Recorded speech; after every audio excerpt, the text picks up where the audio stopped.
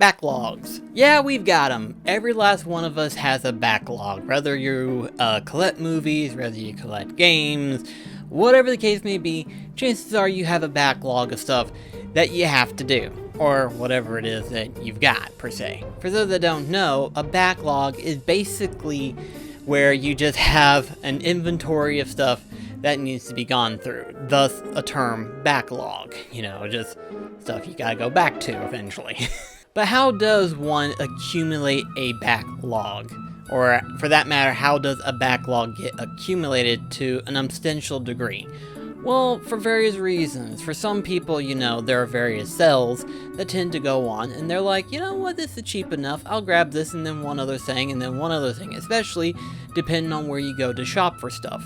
In my case, it's video games, and so naturally, there are some places where they do offer video game sales. You know, like, buy two, get one free, or whatever the case may be. In some cases, there is a different type of sale, especially in terms of digital sales. For some people, like for example the PC community, they are very familiar with a backlog, especially since most of the PC title games that they tend to get are usually free ones sometimes. So sometimes they'll see a game and be like, oh, okay, here's one, here's one, here's one, here's one.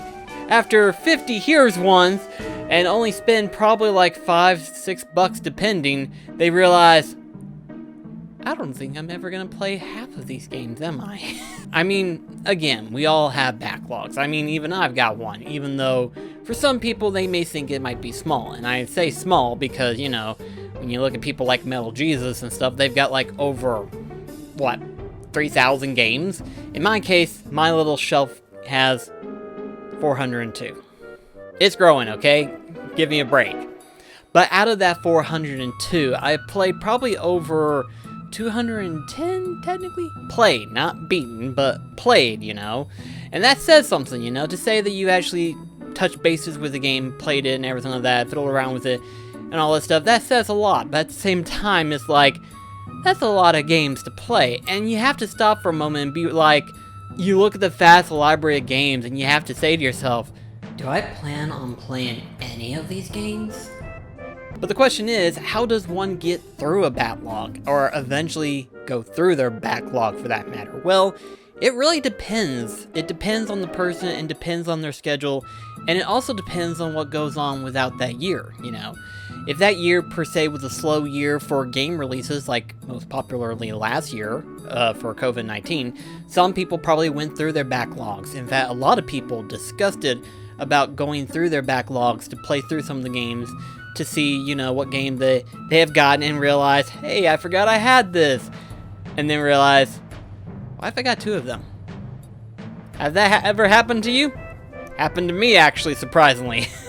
He's like, I had a game, forgot that I had it, got another one like it, and then was like, why do I have two? That's why I have an app program to help me with that. Because quite frankly, when you start to get to a point where I'm like, have I got this? I don't think I've got this. Yeah, I'm pretty sure I don't got this. Then you got it, you go home, and you realize, crap, I got this. And especially if you live where I live, and most of the retro game stores you have are outside of town, which is a 2-hour drive in some cases. Oh well. Yeah, sometimes I usually like to go through my library games and be like, okay, which game do I most likely want to play? You know, which games is mostly in my core revenue of like games I want to play, which is why I have the bucket list that I do every year now. It's one of those things where it's like, okay, this is the game that I want to play and everything of that nature. But sometimes other titles get in the way. Sometimes there are other games that you have picked up and you look through your library, and you're like, yay, I get to finally play God of War. And then you look over and you see Katamari Damacy Reroll, and you're like, yeah, I want to play this first before I play this one. It's so weird, I know. Some people be like, why are you picking Katamari Damacy over God of War? Because I'm just in that mood. Do you actually need a reason? That's the only reason I got. And when you got over 100 games to pick from, of games that you want to play and stuff like that, there's really there's easily confrontation between yourself of being like, okay, I have a list of games that I want to play, and every once in a while one random one will pop up and be like, okay, we'll play you. So it goes priority 1 before everything else that you want to play. So it's like, ew. It doesn't help that there are games like Kingdom Hearts and stuff where I tend to go back and replay them again for the upteenth time. So it's like, whoopsie on my end. And then if it isn't that, there are also games that I do want to go back into and complete them, you know? Games like, for example, what was the games that I wanted to complete again? It's bad enough that I have to keep up with a list of everything that I need to do.